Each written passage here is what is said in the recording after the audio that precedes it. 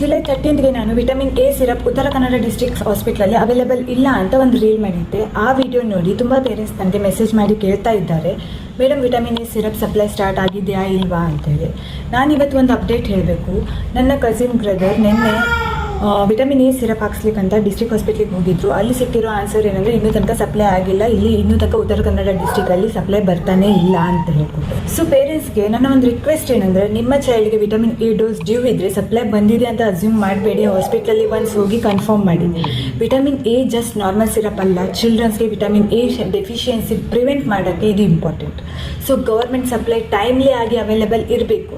July 13ನಲ್ಲಿ issue rice ಮಾಡಿದ್ವಿ, ಇವತ್ತು August 11th, almost 1 month ಆಗಿದೆ. ಪೇರೆಂಟ್ಸ್ ರಿಪೀಟೆಡ್ಲಿ ಕೇಳ್ತಾ ಇದ್ದಾರೆ ಸಿರಪ್ ಯಾವಾಗ ಸಿಗುತ್ತೆ ಅಂತ. ನಮ್ಮ ಕ್ವಶನ್ ಸಿಂಪಲ್, ಉತ್ತರ ಕನ್ನಡ ಡಿಸ್ಟ್ರಿಕ್ಟಲ್ಲಿ ವಿಟಮಿನ್ ಎ ಸಿರಪ್ ಸಪ್ಲೈ ಯಾವಾಗ ರೆಗ್ಯುಲರ್ ಆಗಿ ಆಗುತ್ತೆ? ಹೆಲ್ತ್ ಡಿಪಾರ್ಟ್ಮೆಂಟ್ ಅಫಿಷಿಯಲ್ಸ್ ಈ ಇಶ್ಯೂಗೆ ಕ್ಲಿಯರ್ ಅಪ್ಡೇಟ್ ಕೊಡಲೇಬೇಕು. ಆ್ಯಂಡ್ ಪೇರೆಂಟ್ಸ್, ನಿಮ್ಮ ಏರಿಯಾ ಹಾಸ್ಪಿಟ್ಲಲ್ಲಿ ಸಪ್ಲೈ ಸ್ಟಾರ್ಟ್ ಆಗಿದೆನಾ ಇಲ್ವಾ ಅಂತ ಕಮೆಂಟಲ್ಲಿ ಹೇಳಿ. ನಿಮ್ಮ ಈ ಇನ್ಫಾರ್ಮೇಷನಿಂದ ಬೇರೆ ಪೇರೆಂಟ್ಸ್ಗೂ ಕೂಡ ಅಪ್ಡೇಟ್ ಸಿಗುತ್ತೆ.